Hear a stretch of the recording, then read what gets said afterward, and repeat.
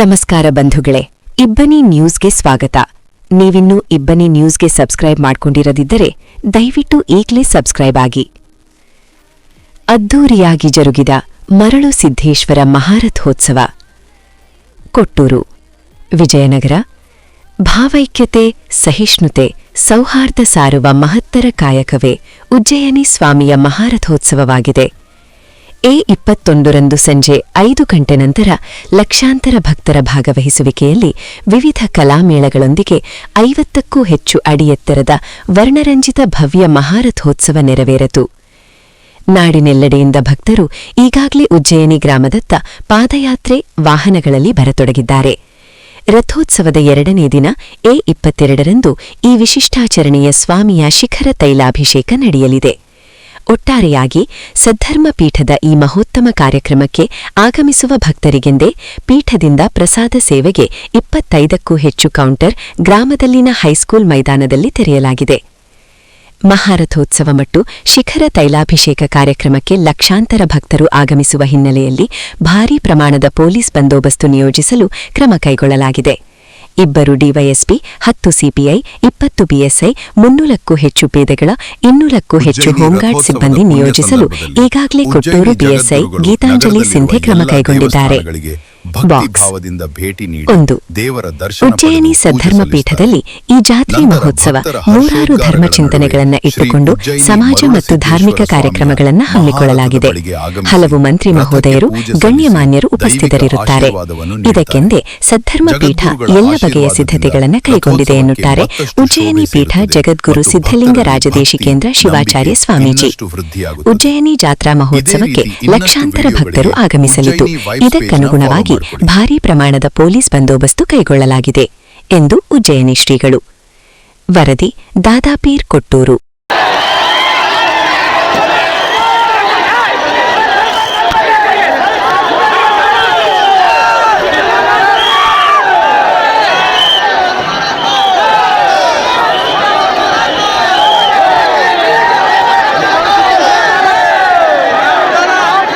ರಥೋತ್ಸವದ ಪುಣ್ಯ ಸಂದರ್ಭದಲ್ಲಿ ಉಜ್ಜಯಿನಿ ಜಗದ್ಗುರುಗಳು ನಗರದಲ್ಲಿರುವ ಎಲ್ಲ ದೇವಸ್ಥಾನಗಳಿಗೆ ಭಕ್ತಿ ಭಾವದಿಂದ ಭೇಟಿ ನೀಡಿ ದೇವರ ದರ್ಶನ ಪಡೆದು ಪೂಜೆ ಸಲ್ಲಿಸುತ್ತಾರೆ. ನಂತರ ಭಕ್ತರ ಹರ್ಷೋದ್ಗಾರಗಳ ನಡುವೆ ಶ್ರೀ ಉಜ್ಜಯಿನಿ ಮರುಳಸಿದ್ದೇಶ್ವರ ಸ್ವಾಮಿಯ ಮಹಾರಥದ ಬಳಿಗೆ ಆಗಮಿಸಿ ರಥಕ್ಕೆ ಪೂಜೆ ಸಲ್ಲಿಸಿ ದೈವಿಕ ಆಶೀರ್ವಾದವನ್ನು ನೀಡುತ್ತಾರೆ. ಜಗದ್ಗುರುಗಳ ಆಶೀರ್ವಾದದಿಂದ ರಥೋತ್ಸವಕ್ಕೆ ಮತ್ತಷ್ಟು ಶೋಭೆ ಸೇರುತ್ತದೆ ಮತ್ತು ಭಕ್ತರಲ್ಲಿ ಭಕ್ತಿ, ನಂಬಿಕೆ ಇನ್ನಷ್ಟು ವೃದ್ಧಿಯಾಗುತ್ತದೆ. ಇದೇ ರೀತಿ ಇನ್ನಷ್ಟು ವಿಡಿಯೋಗಳಿಗೆ ಉಜ್ಜಯಿನಿ ವೈಬ್ಸ್ ಪೇಜ್ನ ಫಾಲೋ ಮಾಡಿ.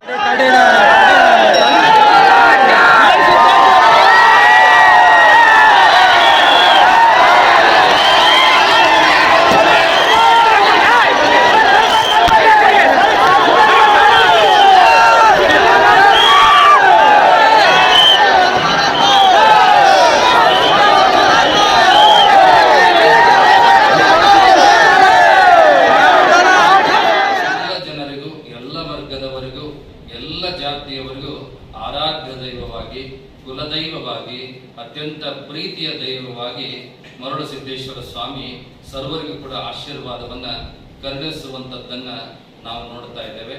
ಅದು ಇಂದು ವಿಶೇಷವಾಗಿ ಈ ವರ್ಷದ ಏಪ್ರಿಲ್ 21ನೇ ತಾರೀಕು ಸಂಜೆ 5:30 ಸಂದರ್ಭದಲ್ಲಿ ಆ ರಥೋತ್ಸವ ನಡೆದುಕೊಂಡು ಬರುವಂಥದ್ದು. ಇನ್ನು ವಿಶೇಷವಾಗಿ ವೈಶಾಖ ಶುದ್ಧ ಷಷ್ಠಿ, ಇದು ಅತ್ಯಂತ ಸಂಭ್ರಮದ ದಿನ. ಪ್ರಪಂಚದಲ್ಲಿಯೇ ಅಪರೂಪದ ಒಂದು ವಿಶಿಷ್ಟವಾದ ಆಚರಣೆಯನ್ನ ನಾವೆಲ್ಲಾದರೂ ಕಾಣಬೇಕು ಅನ್ನೋದಾದ್ರೆ ಶ್ರೀಮದ್ ಉಜ್ಜಯಿನಿ ಸದ್ಧರ್ಮ ಸಿಂಹಾಸನ ಮಹಾಸಂಸ್ಥಾನ ಪೀಠದಲ್ಲಿಯೇ ಕಾಣುವಂಥದ್ದು.